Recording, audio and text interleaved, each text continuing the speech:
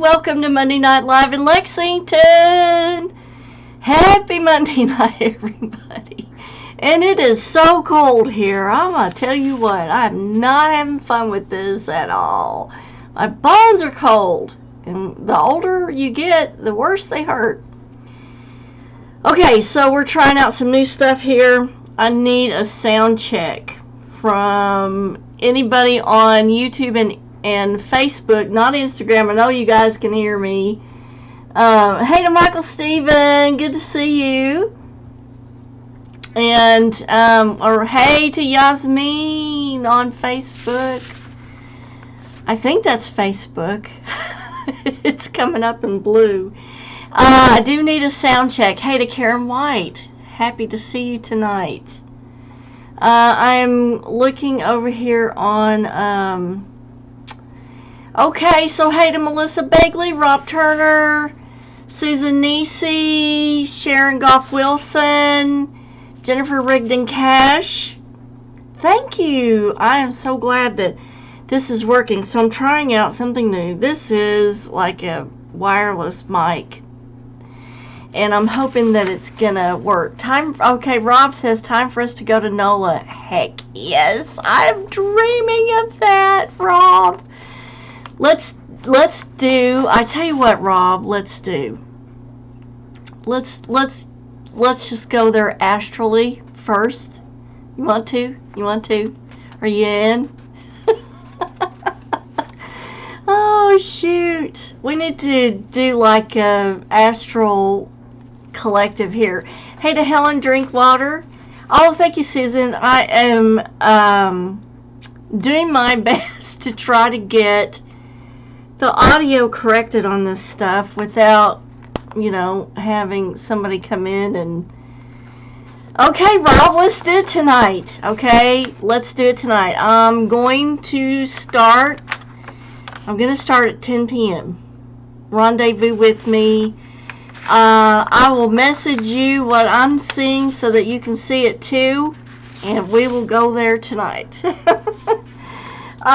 to Sarah Ferreira over here on Instagram. Gosh, I hope I'm saying all this stuff correctly. So, this is an important show tonight because a lot of people who are empathic suffer from this. Hey to Stephanie Lynn. Big shout out to you. Okay, so here's the deal. A lot of us are empathic, and so what happens... particularly, and empaths have trouble with this, is that when we form an energy connection with someone, it's very strong. Because empaths function just on feeling, and so when we form energy connections, they are done through the subconscious, because your subconscious communicates through visual imagery and gut feeling. And when an empath forms an energy connection with someone, it is done on that subconscious feeling pathway. And that can be a problem, especially when the relationship ends and the other person leaves. The empath is left with this very strong feeling that they need to put it back together. They need to fix it. Hey to Fred and Sharon, good to see you tonight. The problem with that is, well, as you know, empaths are big fixers. We love to fix things, and we're really, really good at fixing things.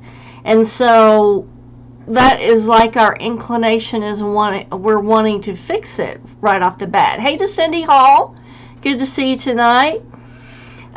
So we already have this impulse that we need to fix things, but in addition to that, there is a strong energy cord that has occurred from one person to the next. And, you know, a lot of people will talk about energy cords, but no one will explain to you exactly what those are.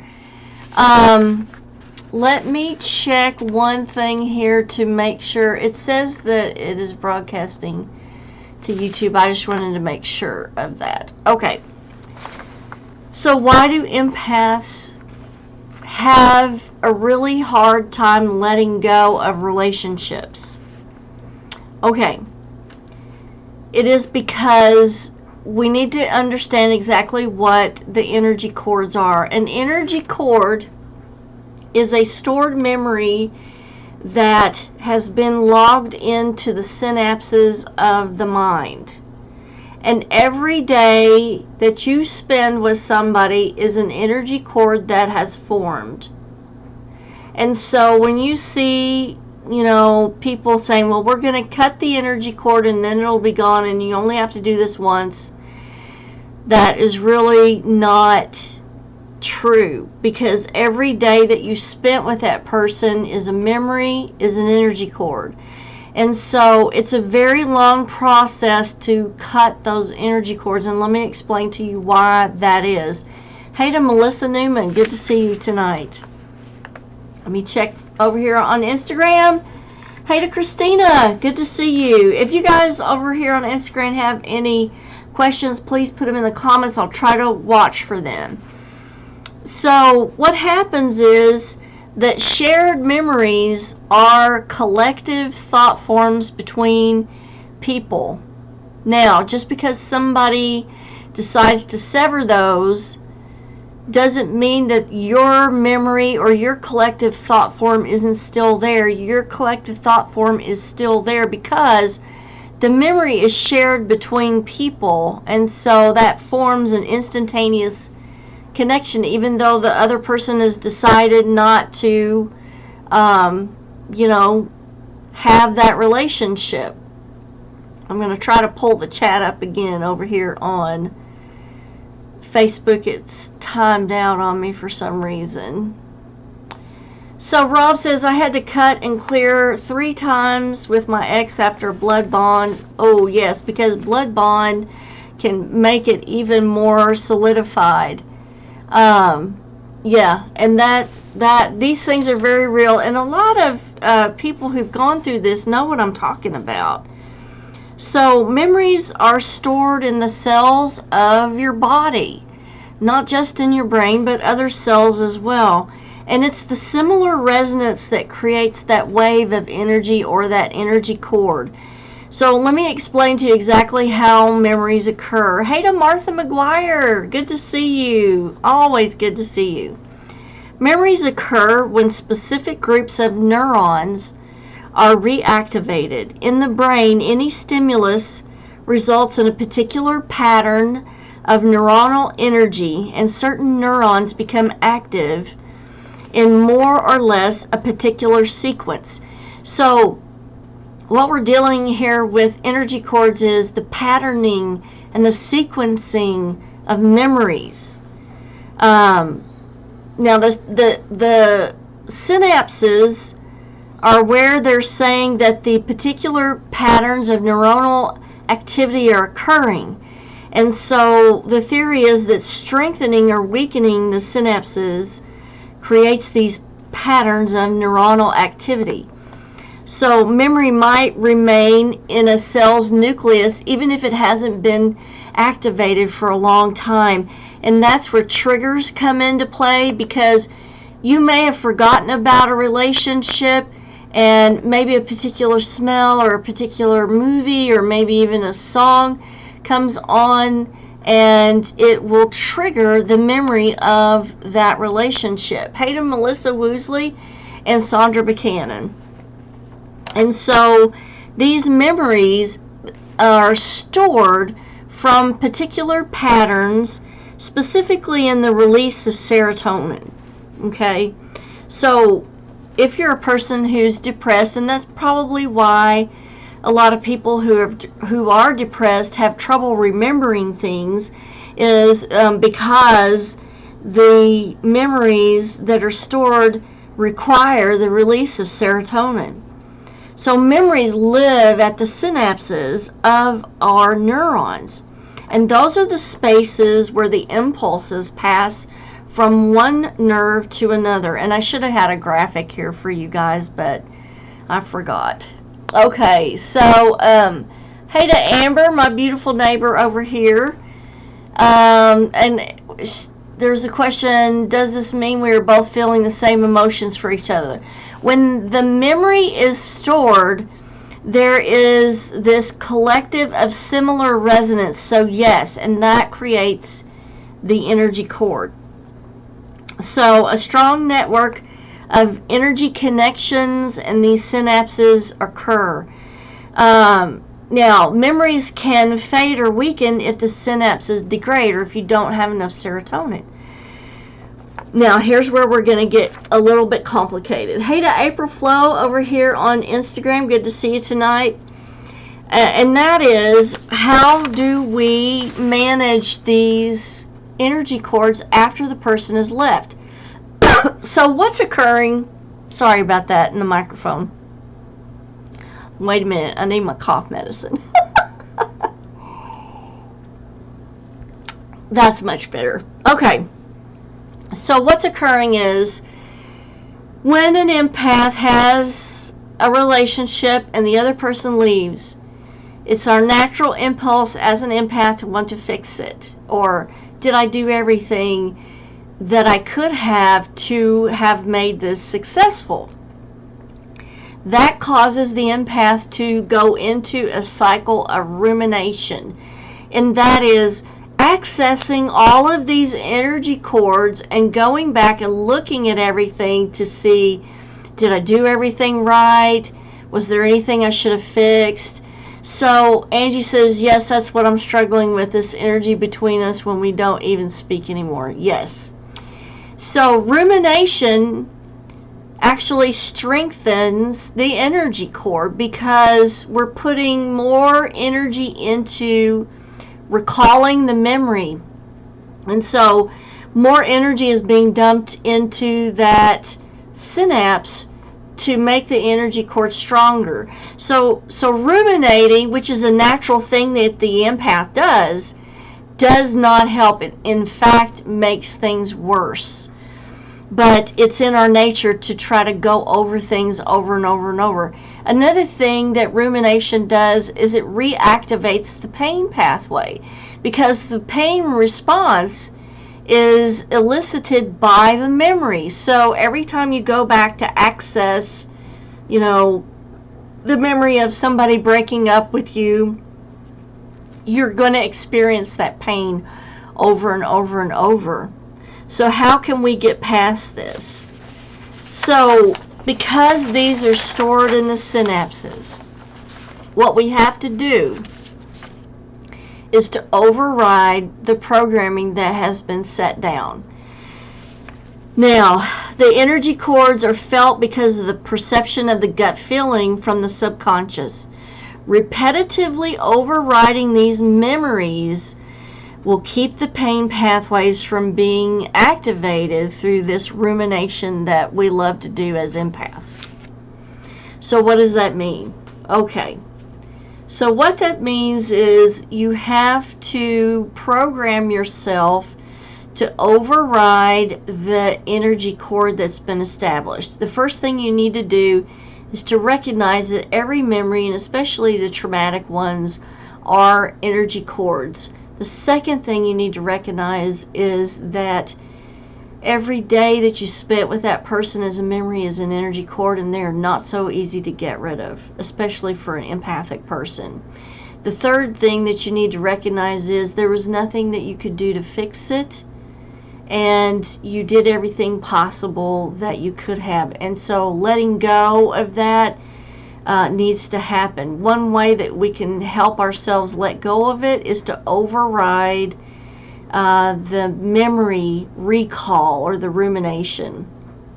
So Laura says, I hate that when there are breakups, people often feel like we have to hate the other person from there on. There's no going back to being friends unless, like in my case, I am now friends again with, let's see, friends again with my high school boyfriend of 30 years. Yeah. But it takes a really advanced person to get to that point, because we're driven by emotions. A lot of us are. So if you recognize that you have energy cords to someone and they're really strong, the reason they're really strong is you're ruminating over what you could have done, how you could have fixed it, and that's strengthening the energy cords. So I do have a free PDF on cutting energy cords. It's just a little bitty ritual that you do to try to manage and override the memory recall. And I'm open to sending that free PDF to anybody who is having trouble. Okay. If you want that free PDF, you need to message me on Facebook and ask for the PDF, and I'll be glad to send it to you for free. It'll probably be tomorrow before I can send out the files. But what you will do with the ritual is the ritual forces you to override those synapses or override the memories or the energy cords that you've created. And the length of time that you have to do this is different for everybody, because there's a different amount of time that was spent for each person with the other person that the energy cords have developed with. Because cutting cord procedure for somebody who's been married 10 or 20 years is going to be dramatically different for somebody who has had a relationship for only 6 months or a year. So the 6 months or a year is going to resolve pretty quickly, and the relationship that lasted 10 or 20 years is going to resolve slowly. And the way that you'll know when to stop is you will go and do this ritual every morning. And it's quick and it's easy. It's not complicated. But the goal of it is to remind you to override the energy cords that are there. And one day you're going to go into the bathroom to do your ritual, and you're going to look in the mirror and you're going to go, you know what? I don't need to do this anymore. And you'll know then that it's gone and you don't have to keep doing it, and you'll be at peace and everything will be let go. And so these things can go on for a long time, but if you stay on top of it, you can definitely get rid of those energy cords, especially the ones that are causing you a lot of discomfort. And just remember, the more that you access the memories and you ruminate over things, the stronger you're making the memories, and the stronger you are causing that pain reaction to happen. Hey to Pamela Thompson. Okay, now we're going to go. I want to go through this little exercise with Rob. Me and Rob are dying to go to NOLA. It is that time of year, Rob. I want to describe to you what I'm looking at. We're going to rendezvous there at 10 p.m. And here's what I'm looking at. I'm looking at a second-story veranda and a nice round table. The breeze is blowing. It's summertime. The veranda has the ferns on the porch. I have a waiter bringing me an ice cold martini. Oh my gosh, this goes back to my younger years, Rob. I even have a nice cigarette I'm smoking. There's jazz playing in the background, and I want you to meet me there at 10 o'clock. Hey to Kayla and Nicholas, good to see you tonight. I hope you can be there, Nick, and whoever else wants to join us on the veranda is welcome. I will try to order a whole pitcher of martinis just for you guys, okay? All right, that's all I have for tonight. I hope this helps. Whoever wants the free PDF, message me on Facebook. You can even message on YouTube, and be sure that you put your email. Otherwise, I won't know where to send it. And repetition is the key to reprogramming or overriding the memories that have already been created. So keep reprogramming and overriding those memories. I'll see you guys next week. I do hope that you guys have a fabulous week. Kisses from Kentucky.